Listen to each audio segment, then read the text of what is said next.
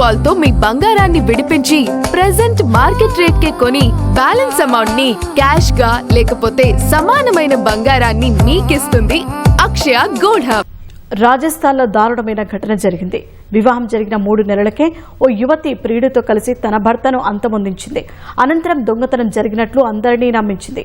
చివరికి కటకటాల పాలయ్యింది.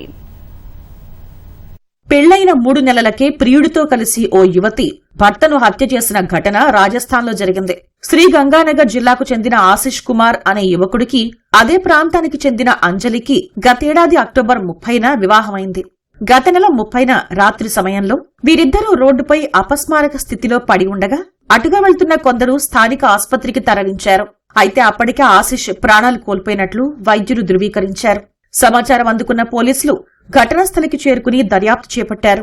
గుర్తు తెలియని వాహనం తమను ఢీకొట్టిందని, ఆ తర్వాత అందులో నుంచి కొందరు వ్యక్తులు దిగి తనను బెదిరించి నగలు దోచుకు వెళ్లినట్లు ఆశిష్ భార్య అంజలి విచారణలో పేర్కొంది. అయితే ఆమె చెప్పిన సమాధానానికి ఘటనా స్థలంలోని పరిస్థితులకు పొంతన లేకపోవడంతో పోలీసులకు అనుమానం వచ్చింది. కేసు దర్యాప్తును తీవ్రతరం చేసిన పోలీసులకు విస్తుపోయే నిజాలు వెలుగులోకి వచ్చాయి.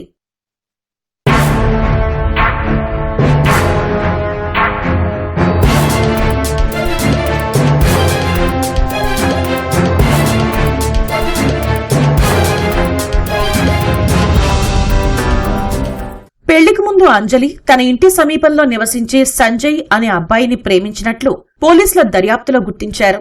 ఈ విషయం ఇంట్లో వాళ్లకు తెలియటంతో ఆమెకు బలవంతంగా ఆశిష్తో పెళ్లి చేశారు. ఉన్నత చదువుల నెపంతో పెళ్లయ్యాక కూడా సంజయ్ను కలిసేందుకు అంజలి ప్లాన్ చేసింది. అయితే ఆమె భర్త నిరాకరించడంతో అతనిపై కక్ష పెంచుకుంది. ఈ క్రమంలోనే పుట్టింటికి వెళ్లిన అంజలి అక్కడ సంజయ్తో కలిసి ఆశిష్ను చంపేందుకు స్కెచ్ వేసింది. ఘటన జరిగిన రాత్రి ఆశిష్ను అంజలి నిర్మానుష్య రహదారిపై వాకింగ్ కు తీసుకువెళ్లింది. అప్పటికే సంజయ్తో పాటు అతని స్నేహితులు ఆ ప్రాంతంలో మాటు వేశారు. అంజలి సిగ్నల్ ఇవ్వడంతో వారంతా ఆశిష్ పై దాడి చేసి అతన్ని చంపేశారు. ఆ తర్వాత ఈ ఘటనను దొంగతనంగా చిత్రీకరించేందుకు తన చెవి కమ్మలు, భర్త మొబైల్ ఫోన్ ను అంజలి నిందితులకు అప్పగించింది. ఈ కేసులో అంజలితో పాటు ఆమె ప్రియుడు సంజయ్, అతని స్నేహితులను పోలీసులు అరెస్ట్ చేశారు. ఘటన జరగడానికి 3 రోజుల ముందు ఆశిష్ ఓ ప్రైవేట్ పాఠశాలలో ఉపాధ్యాయుడిగా చేరినట్లు పోలీసులు తెలిపారు. ఆశిష్ మృతితో అతని స్వగ్రామంలో విషాద ఛాయలు అలుముకున్నాయి.